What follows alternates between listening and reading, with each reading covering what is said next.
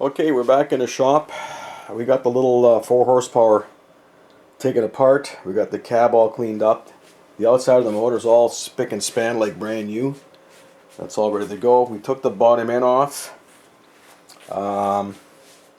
Looking good. It's looking good. So what we're going to deal with today is the water pump. Water pump. The water pump is the heart of your motor. If that thing doesn't work, your motor's not going to work.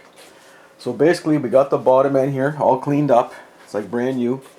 We did check the back seal here. The shaft is nice and tight. There's no leakage. Everything is really good here. So we cleaned this bottom end is nice and clean, but we didn't take the oil out of it yet. Took the water pump, is right there. Water pump housing. The pin, the bolts are here, and your plate. Now, we did check in here.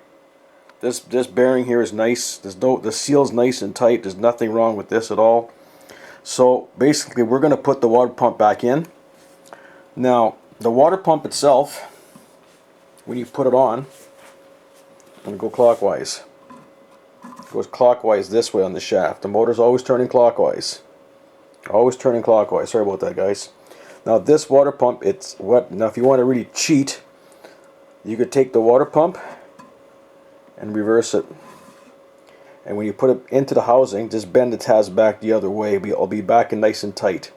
Okay, so that's one way you could actually cheat a little bit.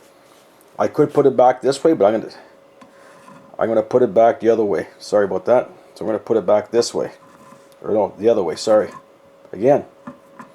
So we'll deal with that. Another thing, you make sure that this friction plate, that's where the water pump seals on this side. This one's nice, no scratching. It's nice and shiny. The housing here is not bent or cracked. This is that's where the pitot tube goes up to the power head. Make sure this one's nice and tight. It works pretty good, but we still got to clean. This one's a little bit dirty with a bit of crud on there.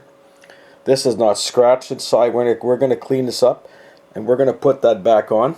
But that's basically your water pump on this little 4 horsepower. There's nothing much to this. But I think I'm going to try. I was talking to one guy, and he says rather than replace the pump or this impeller, just put it back this way. Oh, the other way. Sorry, I'm backwards again.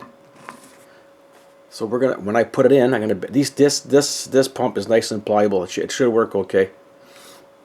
But we're gonna do that, and yeah, make sure everything's all set up here. But no, the little motor's looking good. It's looking good. So we're going to get that back together again. And the next video, we're going to have the bottom end back on the motor. And then we're going to take the flywheel off and make sure that the coils are good and not cracked. I got this lever working. So when I would put it wide open, it wouldn't stay there. So now it's pretty well staying there. It's staying wide open. It wasn't staying. Idle's back. So this is working good now. Working good now. So there's not much mileage in this thing. I think this more storage. I think the damage on it is just from storing it. No, I wouldn't say damage, just wear and tear. But anyways, this is the water pump. We're going to get this back in place and hopefully get this running soon. I'll catch you later, guys.